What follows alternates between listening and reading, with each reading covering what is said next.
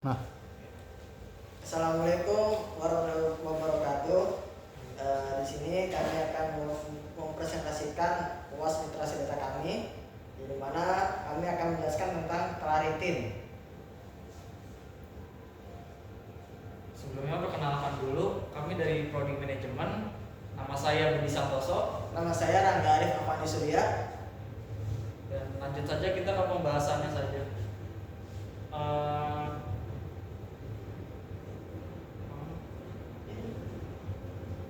Oke, Claritin Risk Clarity Before Checkout.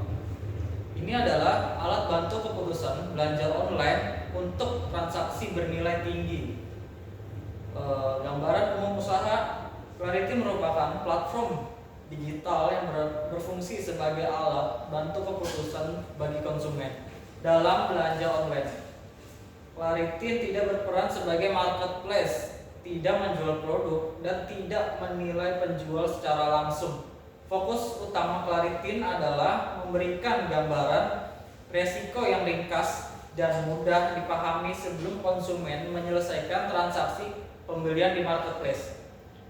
Melalui pendekatan ini, Claritin membantu konsumen menghindari kesalahan keputusan yang berpotensi menimbulkan kerugian besar, khususnya pada pembelian barang bernilai tinggi atau beresiko tinggi dalam pengiriman dan pengembalian.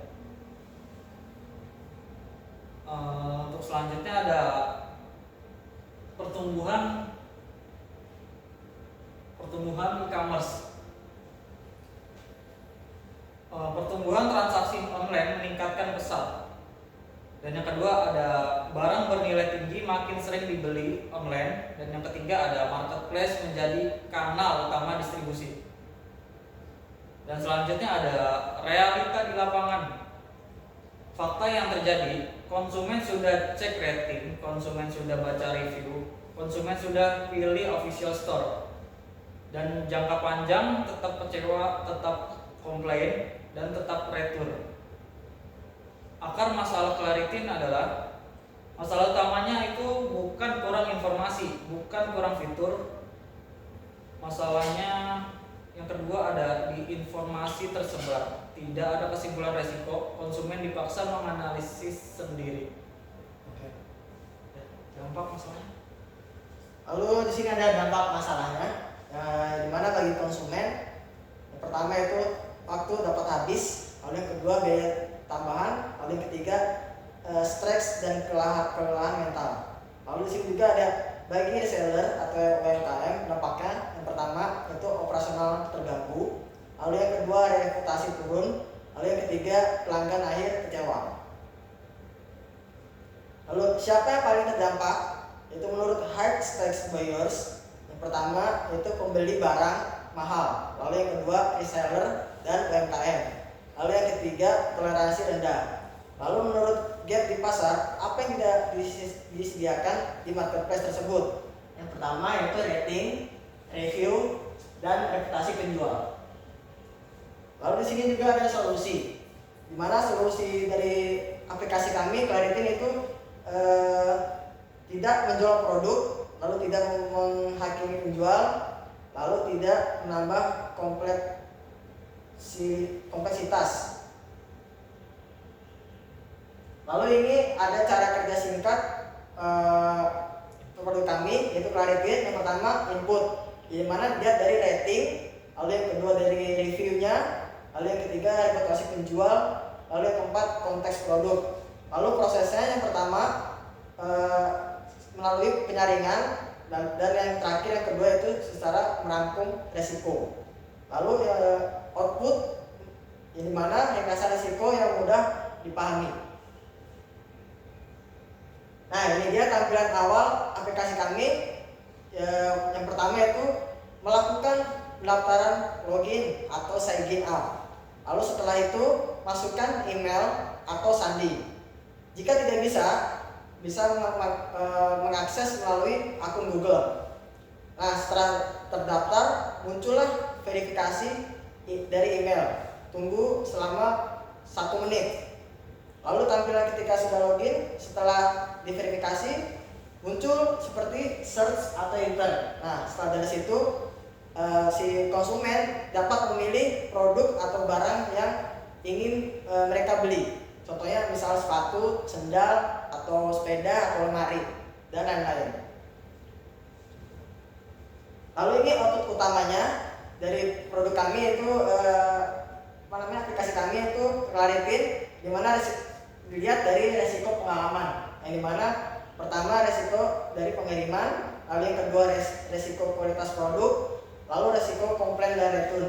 Dan di sini juga bisa dilihat dari dampak rendahnya, sedang atau tinggi dari ketiga resiko ini.